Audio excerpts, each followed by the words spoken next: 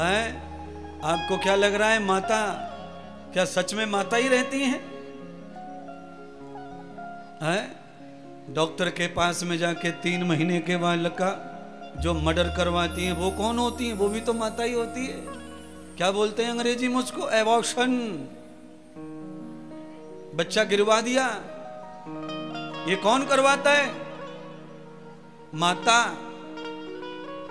वैसे गीत में गाया गया माता कभी कुमाता नहीं होती, पर अवोशन हो रहा है, इसको कह के क्या करें फिर? माता को सबसे ज्यादा दुश्मनी अपनी जाति से है, यानी औरत जाति से। लड़की कोई मरवाती है, लड़के को ना मरवाती, बिल्कुल चाहे 5 हो जाए। लड़का तो आन दो, लड़की आई, हाय मम्मी पापा दोनों सतर हो गए और कोर्चा करके रखो इमर्तमान में पैसा, चुपचाप डॉक्टर को दे दिए, ले महाराज 40,000, और कैसे छुटकारो दिया। छोरी थे 3 है गई हैं पहले ही, चौथी और आ जाएगी तो कहां से करेंगे, कहां से क्या करेंगे? अरे बड़े भगवान बन रहे हैं, पालक पोषक बन रहे हैं, लड़की के अन्नदाता बन रहे हैं। घमंडी, अज्ञानी, मूर्ख। एक राजा को ऐसे अभिमान हो गया। राजा के 3 कन्याएं, बड़ा प्यार करता राजा। एक दिन राजा ने तीनों कन्याओं को गोद में बिठा के पूछा, बेटे मैं तुम्हें इतना प्यार करता हूं, इसलिए मैं एक सवाल करता हूं, उत्तर दो। पिताजी कहिए, क्या उत्तर चाहिए?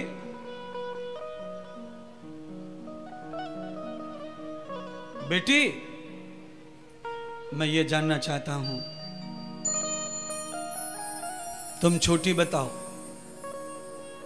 तुम ये जो सुख भोग रही हो, खेल रही हो खिलौनों से, ये किसके वजह से?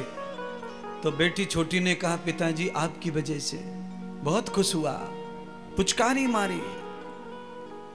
दूसरी बेटी से पूछा, उसने भी कहा पिताजी आपकी वजह से, उसको भी गले लगाया।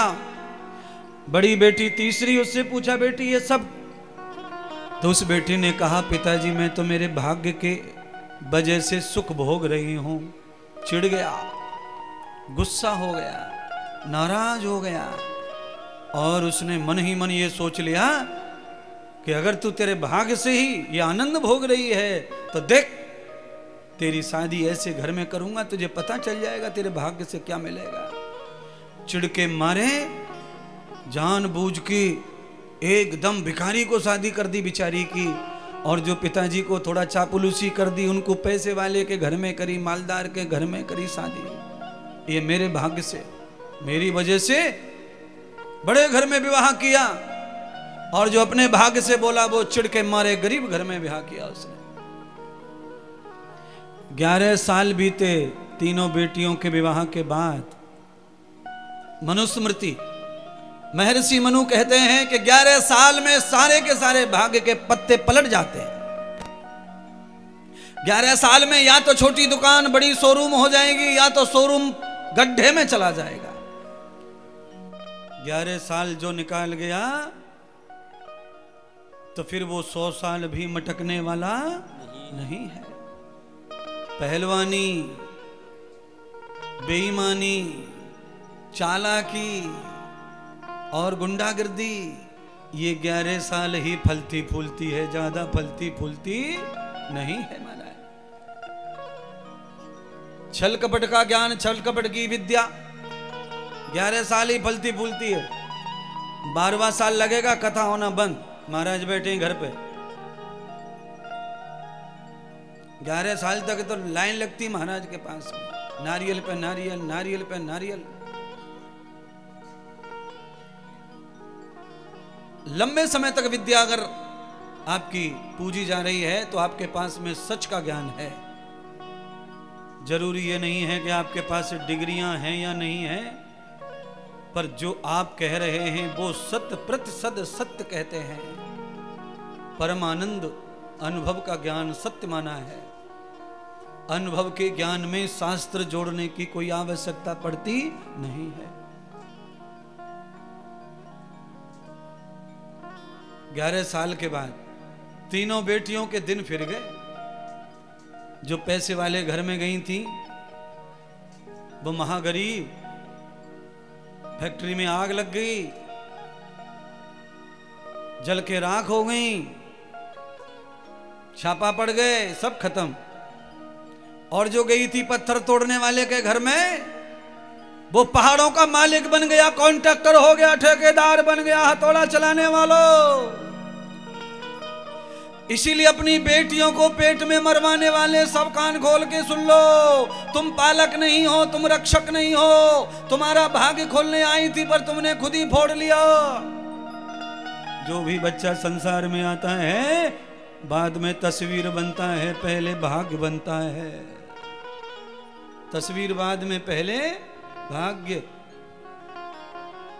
किसको पूछूं, अब समझ में नहीं आ रही है।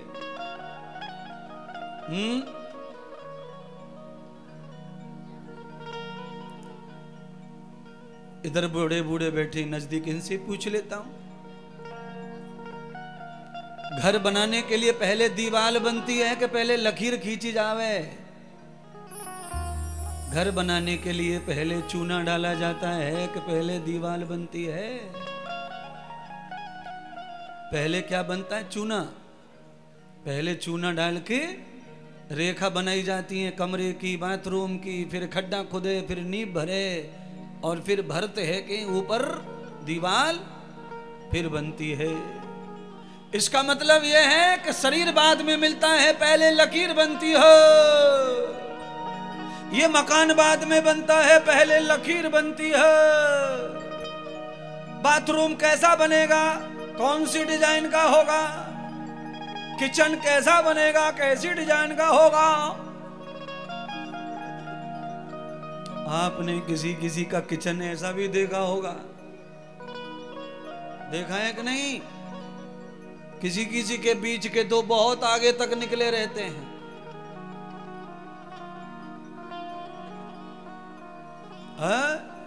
किसी के एक दांत में से 3 दांत उग रहे होते हैं। परमात्मा चाहते तो ऐसा नहीं होता, 1 पीस, पर एक में 3 घुसेड़ दिए दांत।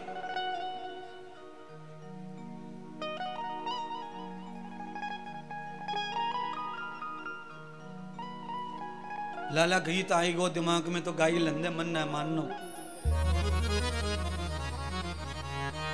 हम कोई गीत किसी के नाचने के लिए नहीं, बुद्धि को ठीक करने के लिए गाते हैं। हमारे गीत अलग है दुनिया से। कि पहले बनती हैं तकदीरें, भ्रूण हत्या करने वाले, बेटियों को पेट में मारने वाले। पहले बनती हैं तकदीरें, फिर बनते हैं शरीर। पहले बनती हैं तकदीरें और फिर तो बनते शरीर। और ये तो प्रभु की कारीगरी है, ये तो राम की कारीगरी है। अरे तू होता क्यों गंभीर, अरे कोई कारण होगा।